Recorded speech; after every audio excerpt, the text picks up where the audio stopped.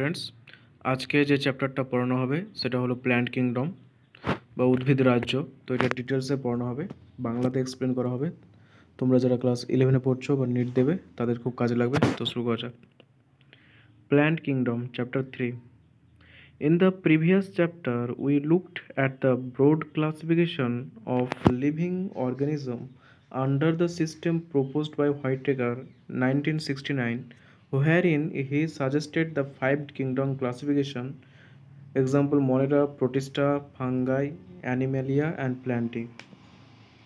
তো এর আগের চ্যাপ্টারে বায়োলজিক্যাল ক্লাসিফিকেশন আমরা দেখেছি যে হোয়াইটেকার একজন বিজ্ঞানী, যিনি 1969 খ্রিস্টাব্দে আমাদের যে পুরো পৃথিবীতে যতগুলো প্রাণী আছে তাদেরকে পাঁচটি ভাগে ভাগ করেছেন, পাঁচটি কিংডমে। সেগুলো কি? Monera, Protista, Fungi, Animalia and plenty.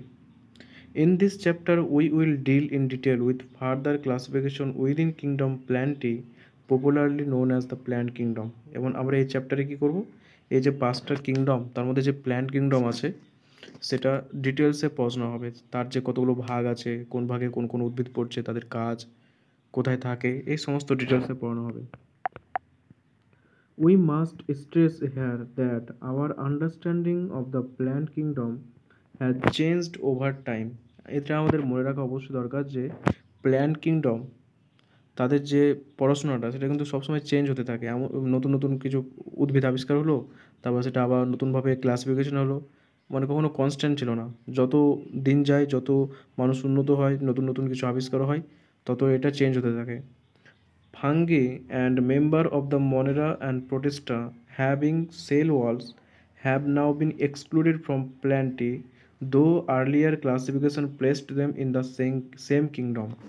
তো বলা হচ্ছে আগে কি হতো, আগে যে ফাঙ্গি আছে আর কিছু মনেরা প্রোটিস্টা মেম্বার আছে তাদেরকে প্ল্যান্টের মধ্যে অন্তর্গত করা হয়েছিল, কিন্তু এখন তাদেরকে আলাদা করা হয়েছে। এখন ফাঙ্গে একটা আলাদা কিংডম আছে, মনেরা প্রোটিস্টা আলাদাভাবে আছে। তো এটা চেঞ্জ হতে থাকে, প্ল্যান্ট কিংডমের মধ্যে কী কী উদ্ভিদ ইনক্লুড হবে সেটা চেঞ্জ হতে থাকে। So the cyanobacteria that are referred to as blue-green algae are not algae anymore. তো মনেরার মধ্যে একটা প্রাণী ছিল যেটা হলো সায়ানোব্যাকটেরিয়া। তো যার অপর নাম ব্লু গ্রিন অ্যালগি, সেটা আর কোনো অ্যালগি না। অ্যালগি মানে প্ল্যান্ট কিংডমের একটা পার্ট, তো সেটা আর প্ল্যান্ট কিংডমের মধ্যে পড়ছে না বা অ্যালগির মধ্যে পড়ছে না। In this chapter will describe algae, bryophytes, pteridophytes, gymnosperm and angiosperm under plenty. তো প্ল্যান্ট যে কিংডম আছে সেটাকে আবার পাঁচটি ভাগে ভাগ করা হয়: algae, bryophyta, pteridophyte, gymnosperm and angiosperm. তো এই পাঁচটি ভাগে ভাগ করা হয় প্ল্যান্ট কিংডমকে। তো এগুলো ডিটেলসে পড়ানো হবে যে কোন কিংডম, কোন ভাগে কোন কোন উদ্ভিদ আছে, এগুলো ডিটেলসে পড়ানো হবে।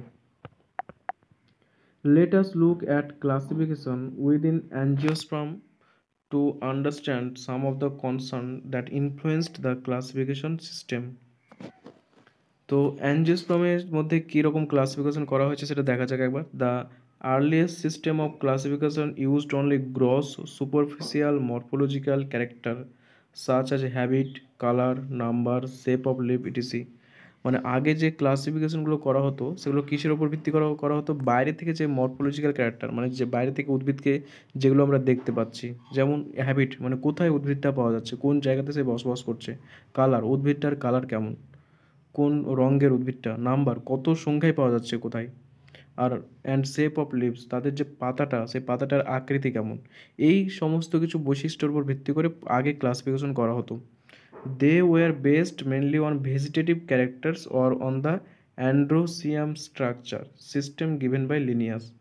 তো তাদের তাদের কিসের উপর ভিত্তি করে ক্লাসিফিকেশন করা হতো? ভেজিটেটিভ ক্যারেক্টার, মানে বাইরে থেকে যে সমস্ত ক্যারেক্টারগুলো দেখা যাচ্ছে। এবং এটা করেছিলেন কে? লিনিয়াস অ্যান্ড্রোসিয়াম স্ট্রাকচারের উপর ভিত্তি করে, যেটা করেছিলেন কে? লিনিয়াস।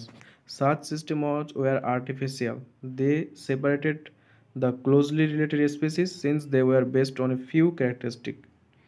এই সমস্ত সিস্টেমগুলো আর্টিফিশিয়াল ছিল, মানে মানুষরা নিজেরা করেছিল। এবং এটা কি হতো, এটা একটা অনেক নেগেটিভ পয়েন্ট এটা হলো যে অনেক রিলেটিভ স্পিসিস ছিল যারা আলাদা হয়ে যেত এর ফলে। কারণ কি তাদের তাদের হয়তো বাসস্থান এক না, তাদের পাতার যা আকৃতি সেটা এক না, তাদের কালার এক না, এবং তার জন্য মনে করা হতো এটা আলাদা উদ্ভিদ, আলাদা ক্যাটেগরি, কিন্তু ভেতরে তার জিনোমিক দিক দিয়ে তারা অনেকটা ক্লোজ। কিন্তু যেহেতু জিনোমিক দিকটা এখানে বিবেচনা করা হতো না, শুধু ভেজিটেটিভ ক্যারেক্টার দেখা হতো, তাই সেটা আলাদা হয়ে যেত। Also the artificial system gave equal weightage to vegetative and sexual characteristic. Artificial সিস্টেমে কী হতো যে ভেজিটেটিভ ক্যারেক্টার আর সেক্সুয়াল ক্যারেক্টার, সেক্সুয়াল মানে যেটা সেক্সুয়াল ক্যারেক্টার মানে ইন্টারনাল যে ক্যারেক্টারটা, সেই দুটোকে সমান পরিমাণে গুরুত্ব দেওয়া হতো। This is not acceptable since we know that often vegetative character are more easily affected by environment. কিন্তু এখন আমরা দেখতে পাচ্ছি যে ভেজিটেটিভ ক্যারেক্টারগুলোকে বেশি গুরুত্ব দিলে হবে না, কারণ ভেজিটেটিভ ক্যারেক্টারটা পরিবেশের চাপে চেঞ্জ হতে থাকে, সেটা খুব সহজেই এফেক্টেড হয়ে যায়। As against this natural classification system developed which are based on natural affinity among the organism. এর উপর ভিত্তি করে ন্যাচারাল ক্লাসিফিকেশন সিস্টেম তৈরি করা হয়েছে, যেটা ন্যাচারাল অ্যাফিনিটির উপর ভিত্তি করা হয়েছে অর্গানিজমের উপর, and consider not only the external feature but also internal feature like ultra structure, anatomy, embryology, phytochemistry. তো এবার ন্যাচারাল ক্লাসিফিকেশন করা হচ্ছে, যেটা নেচারের উপর ভিত্তি করে হচ্ছে, নেচার কোনটাকে বেশি প্রেফার করছে, ন্যাচারাল সিলেকশন তার উপর ভিত্তি করে। তো সেখানে মরফোলজিক্যাল ক্যারেক্টারগুলোকে দেখা হচ্ছে, তার সাথে সাথে আরও অনেক কিছু দেখা হচ্ছে, যেমন এক্সটার্নাল ফিচারের সঙ্গে সঙ্গে ইন্টারনাল ফিচারও দেখা হচ্ছে, মধ্যবর্তী কিছু বিশেষ বৈশিষ্ট্য, যেমন আলট্রা স্ট্রাকচার, তাকে মানে মাইক্রোস্কোপের নিচে দেখলে কেমন লাগাচ্ছে। তারপর অ্যানাটমি, কীরকমভাবে তৈরি উদ্ভিদটা, তার অ্যানাটমি কেমন। এমব্রায়োলজি, কীভাবে তৈরি হচ্ছে, তার এমব্রায়ো অবস্থায় সে কোথায় ছিল, কোথা থেকে তৈরি হয়েছে, এমব্রায়োলজি। আর ফাইটোকেমিস্ট্রি, তার ফাইটোলজিক্যাল যে কেমিস্ট্রি, মানে কী কী উপাদান দিয়ে তৈরি, তার উপর ভিত্তি করে এখন ক্লাসিফিকেশন করা হয়েছে। Such a classification for flowering plants was given by George Bentham and Joseph Dalton Hooker. তো যারা ফ্লাওয়ারিং প্ল্যান্টস আছে তাদের ক্ষেত্রে এরকম ক্লাসিফিকেশন করেছিলেন কারা? George Bentham and Joseph Dalton হুকার, এই দুজন বিজ্ঞানী ফ্লাওয়ারিং প্ল্যান্টের ক্লাসিফিকেশন এইভাবে করেছিলেন। At present, phylogenetic classification system based on evolutionary relationship between the various organisms are acceptable. বর্তমানে কোন ফাইলোজেনেটিক ক্লাসিফিকেশন সিস্টেমটা অ্যাকসেপ্টেবল? এটা কিসের উপর ভিত্তি করে করা হয়েছে? ইভলিউশনারি রিলেশনশিপ, মানে ইভলিউশন কোন কোন উদ্ভিদগুলোকে ফেভার করেছে তাদেরকে একটা ক্যাটাগরিতে, এর উপর ভিত্তি করে ক্লাসিফিকেশনটা করা হয়েছে, এবং সেটা বেশি পারফেক্ট, কারণ এটা ন্যাচারাল সিলেকশনের উপর ভিত্তি করে করা হয়েছে, ন্যাচারের উপর ভিত্তি করে করা হয়েছে। তো তার জন্য ফাইলোজেনেটিক ক্লাসিফিকেশনটাকে বেশি প্রেফার করা হয়, বেশি অ্যাকসেপ্ট করা হয়। This assumes that organism belonging to the same ট্যাক্সা have a common ancestor. এবং এটা মনে করা হয় যে যে সমস্ত অর্গানিজমগুলো একই ট্যাক্সার মধ্যে অন্তর্গত, এই যে ট্যাক্সোনমিতে পড়েছিলাম সেকেন্ড চ্যাপ্টারে, সেই একই ট্যাক্সার মধ্যে যে উদ্ভিদগুলো অন্তর্গত তাদের অ্যানসেস্টার সেম হয়, যদিও তারা বাইরে থেকে আলাদা হতে পারে, কিন্তু তাদের যদি একই ট্যাক্সার মধ্যে অন্তর্গত তাদের অ্যানসেস্টার সেম হয়। We now use information from many other sources to help resolve difficulties in classification. তো আমরা ক্লাসিফিকেশনে সাহায্য করার জন্য অন্য জায়গা থেকেও বিভিন্ন রকমের বৈশিষ্ট্য নিয়ে আসি, ইনফরমেশন নিয়ে আসি। This become more important when there is no supporting fossil evidence. তো এটা আরও ইম্পর্টেন্স হয়ে যায়, কেননা অ্যানসেস্টার যে সেম সেটা বোঝার তো কোনো উপায় নেই, অনেক ক্ষেত্রে ফসিল পাওয়া যায় না, ফসিল পাওয়া গেলে সেটা বোঝা যায় যে অ্যানসেস্টার ছিল। তো তার জন্য কী হয় যে অনেক সোর্স দরকার পড়ে, অনেক ইনফরমেশন দরকার পড়ে এগুলোকে সাপোর্ট করার জন্য। নিউমেরিক্যাল ট্যাক্সোনমি, তো তাহলে কী হলো, ফাইলোজেনেটিক ক্লাসিফিকেশন সিস্টেমটা কার উপর ভিত্তি করে হচ্ছে? ইভলিউশনারি রিলেশনশিপের উপর ভিত্তি করে হচ্ছে। সেখানে কী বলা হয় যে অর্গানিজমগুলো একই ট্যাক্সের মধ্যে অন্তর্গত তাদের অ্যানসেস্টার একই। তো এগুলো বিভিন্ন রকম বিভিন্ন সোর্স থেকে ইনফরমেশন নিয়ে তারপর এই ক্লাসিফিকেশনটা করা হয়, কারণ অনেক ক্ষেত্রে ফসিল পাওয়া যায় না, তার জন্য। ফসিল মানে জীবাশ্ম। Numerical taxonomy, which is now easily carried out using computer, is based on all observable character. আরেকটা ট্যাক্সোনমি আছে কি, নিউমেরিক্যাল ট্যাক্সোনমি। এটা কিসের উপর ভিত্তি করে করা হয়েছে? এটা বিভিন্ন রকমের অবজারভেবল ক্যারেক্টার, যে সমস্ত বৈশিষ্ট্যগুলোকে আমরা অবজার্ভ করতে পারি, আমরা দেখতে পারি, তার উপর ভিত্তি করে করা হয়। এবং এটা কি কম্পিউটারে ইনপুট করা হয়, এবং তার কম্পিউটারের মাধ্যমে সেই ক্যারেক্টারগুলো লিখলে একই ক্যারেক্টার কাদের মধ্যে পাওয়া যাচ্ছে তার উপর ভিত্তি করে এই ট্যাক্সোনমিটা করা হয়েছে বা এই ক্লাসিফিকেশনটা করা হয়।